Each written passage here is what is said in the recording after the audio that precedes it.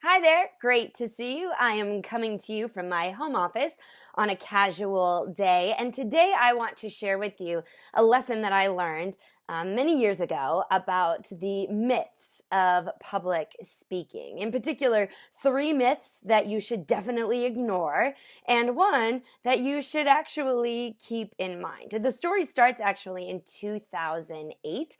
I was invited to speak at the National Storytelling Festival in Jonesboro, Tennessee, which is like the biggest honor a traditional storyteller can have. I had one story, 8 minutes, and it was a make or break moment in my career. So what did I do? Naturally, I got to work practicing. I practiced every single word of my story until they were all perfect.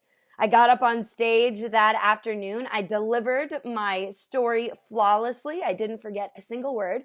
But at the end of it, people kind of clapped. I was escorted off the stage, and that was kind of it.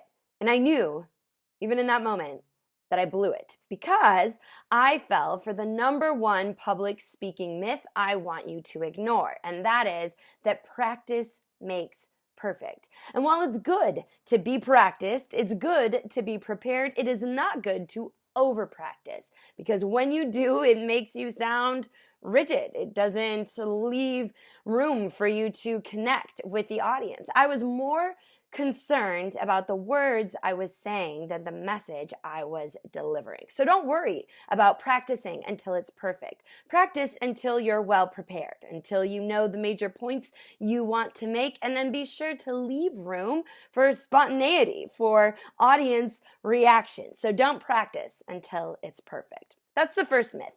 The second myth I want you to think about when it comes to public speaking, or the one rather I want you to ignore, is that you should avoid using slides, or that PowerPoint presentations or Keynote make a presentation boring. Now, if you've seen me speak, which there's a good chance that you have, you know that I use a PowerPoint presentation. I find that it's a great way to visually organize the amount of information that I'm giving my audience. So don't cut out slides altogether. However, be sure to use them wisely. And you know I'm going to say this, make sure to leave a few blank screens so that you can interject stories in between all the slides. So you don't have to cut out PowerPoints completely, just use them wisely. The third myth I want you to ignore is that you should imagine your audience in their underwear.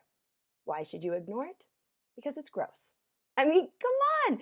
No, the truth is you really should be thinking about your audience. Anytime you get up in front of a room, be thinking about the people who are sitting there, but be thinking about the message you're going to give them, not what clothes they are or are not wearing. Reframing your thought process to focus on the audience needs is good. Thinking about them in their underwear is gross. Finally, there is one myth that I want you to remember, and that is that most people fear public speaking more than death. Now, I say it's a myth because, come on, if somebody was really holding a gun to your head and telling you to make a 2-minute speech or die, and you thought about your kids or your spouse or your family or your dog, my guess is you'd make the speech.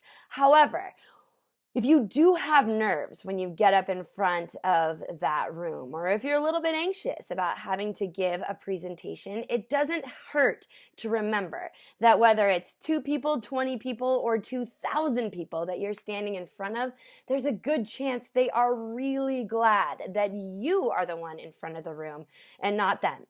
So take comfort in that and know that you're doing something great. Public speaking isn't easy. You can make it a lot easier by telling stories, but you already knew that. But I also think there are some myths out there that aren't serving you. So those are the 3 you should ignore, 1 you should remember. Now get out there, get in front of the room, and show them what you're made of. Until next time, we'll talk to you soon.